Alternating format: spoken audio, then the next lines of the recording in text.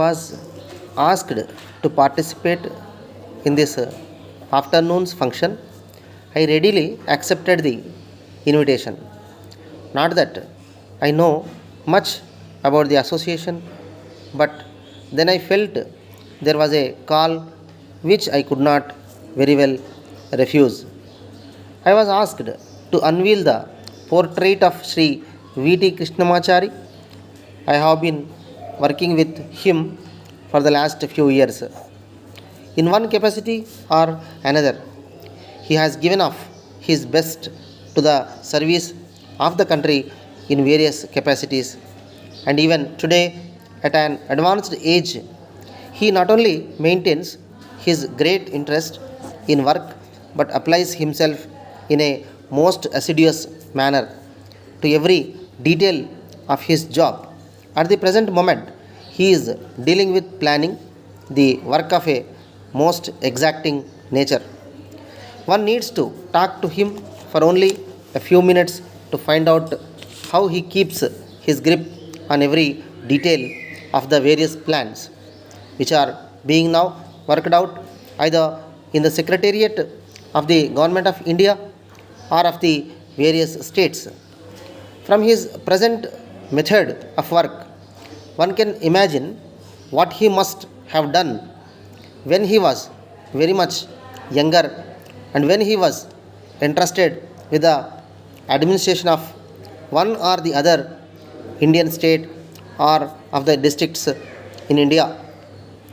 We wish Mr. Krishnamachari many years of useful service to the country and to the cause to which he has dedicated himself. It is also a matter of pleasure to me that you have asked me to lay the foundation stone of a block for the hostel of the Indian Officers Association, where many boys of the future will have the opportunity not only of studying but also of coming in contact with those who are actually engaged in the administration of this country.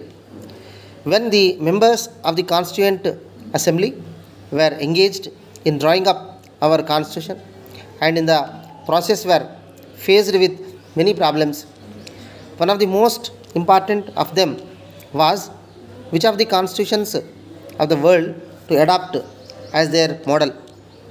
It was not without a great deal of thought and deliberation that they decided in favor of the British Constitution. One of the most important features of this Constitution is that there is separation of functions of those who lay down the policy and those who are responsible for executing it. This feature has been adopted in our Constitution and it forms the basis for the division of work between our ministers and the civil servants. Ministers may change, but the civil servants remain at their posts to carry out the policy of the government. It is therefore a matter of great pleasure that the services do understand this position. The ministers, being new to their work, may sometimes make mistakes, and it is for the civil servants to advise them correctly so that the mistakes which may arise out of inexperience may not be perpetuated to the detriment of the country. When power was transferred to us, there might have been some people who doubted our capacity to maintain the administration. Such persons suspected that we might also have a repetition of scenes which were enacted in similar circumstances in many other lands. One of the great things which the British did for us was to give us a well knit, well organized, and well experienced body of civil servants who were spread all over the country and who, in the absence of everything else, for the time being, were holding the country together. I do not exaggerate when I say that greatly appreciate the help and assistance rendered by the services in the difficult days of 1947, when we had tremendous exodus of people from one part of the country to another. I do not know where we would have found ourselves if the services had failed us on that occasion, not only in the Punjab but in other parts of the country as well. The transfer of power from British to Indian hands was effected smoothly even in the most distant villages.